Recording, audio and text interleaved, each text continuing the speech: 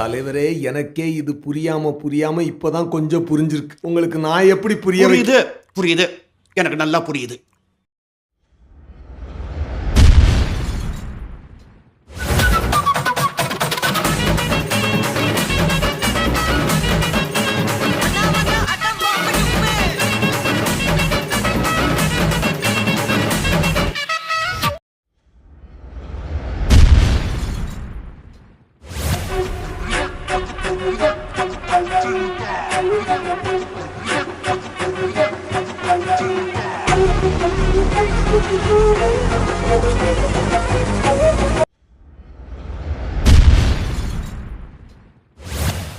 எல்லாரும் வந்துட்டாங்கல்ல? எல்லாரும் இருக்காங்க. என்னங்க சின்ராசு என்ற குடும்பத்துல எல்லாரும் வந்தாச்சு, சீக்கிரம் எடு.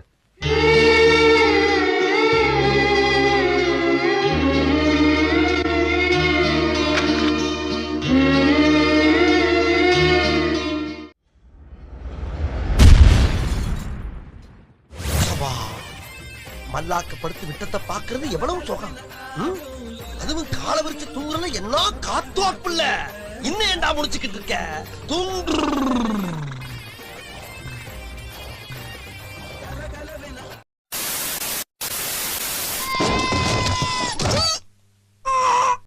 ஒத்த நொடியிலதான் எனக்கு சித்தம் கலங்கிருச்சே, மொத்த உலகமுமே அடடா சுத்த மறந்துருச்சே.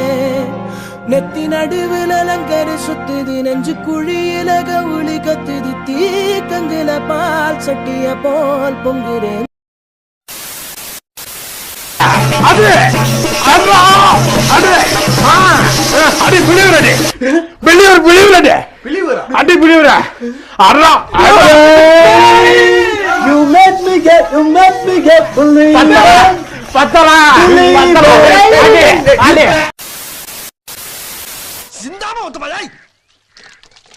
எங்க பாருங்க, ஐயோ மனுஷனாடா நீங்க எல்லாம். ஐயோ அட பாவிகளா, ஐயோ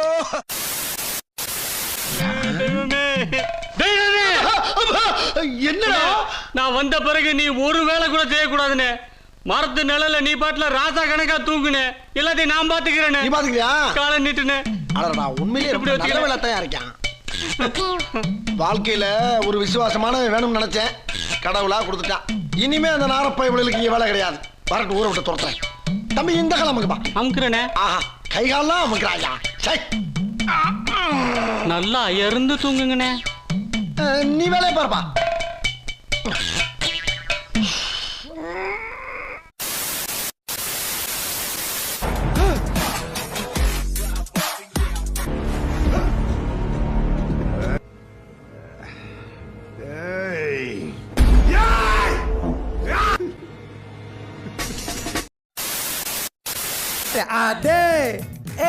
கடல்ல இருக்குது நண்டு, எலெக்ஷன்ல ஜெயிச்சா போடுவா துண்டு.